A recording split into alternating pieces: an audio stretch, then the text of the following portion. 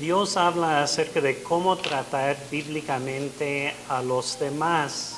Es entre los consejos más importantes en la Biblia. Este diálogo entre los consejeros y la aconsejada se enfoca en Romanos capítulo 14.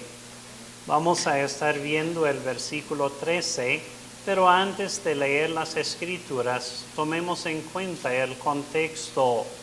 Según el contexto, el amor es un tema que recurre en Romanos en el capítulo 14, pero también en otros capítulos.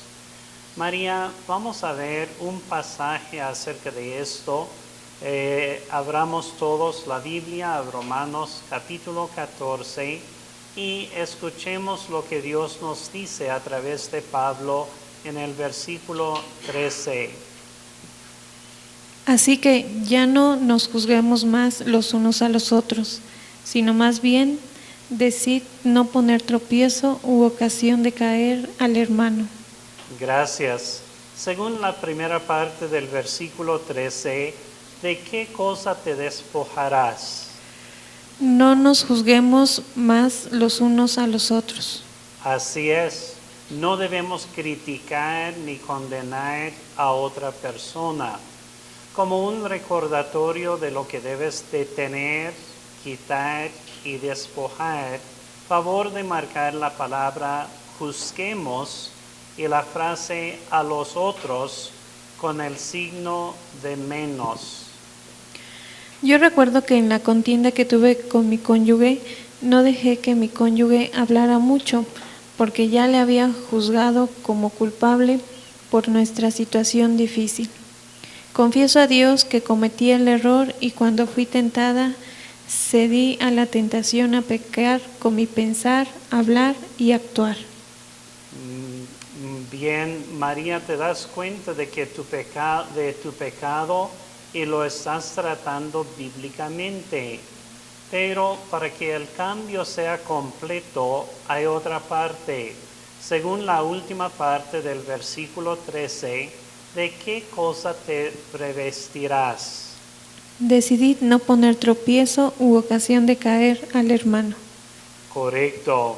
También otras versiones de la Biblia acertadamente dicen, determinen no poner tropiezo y propónganse no poner tropiezos ni obstáculos al hermano. Las palabras decidir, determinar, proponerse indican que debemos poner mucha atención y mucho esfuerzo.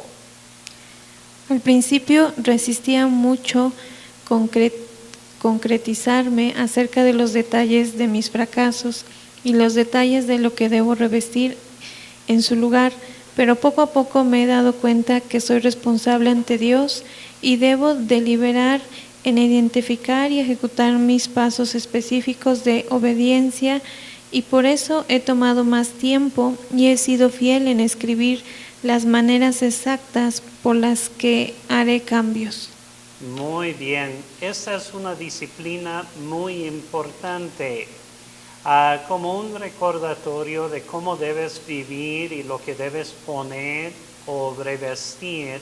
En el versículo 13, favor de marcar la frase decidir no poner con un signo de más. Nuestras palabras y acciones no deben incitar a la otra persona a hacer lo que no le agrada a Dios. Puedes ver de que el mismo pasaje bíblico incluye lo que debes despojar y también lo que debes revestir. Favor de decirnos un ejemplo de algo que podría incitar a tu cónyuge a que pecara. En la contienda que tuvimos, puse ocasión de caer delante de mi cónyuge cuando no dejé que terminara su oración, con mis gestos y con el tono y el volumen de mi voz. Es importante identificar de manera específica cómo pusiste ocasión de caer ante tu cónyuge. Mientras tu cónyuge es responsable por su propio pecado, tú no debes incitarle a que él peque. Para mostrar mi decisión y determinación a no poner tropiezos delante de mi cónyuge, haré un plan para nuestra próxima conversación. Primero, dejaré que mi cónyuge hable sin interrumpirle.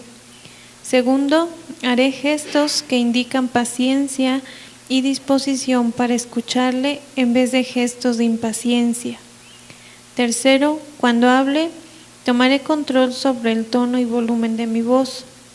Hay otras cosas, así que haré una lista más completa enfocando en cómo bendecir a mi cónyuge en vez de poner tropiezo delante de él.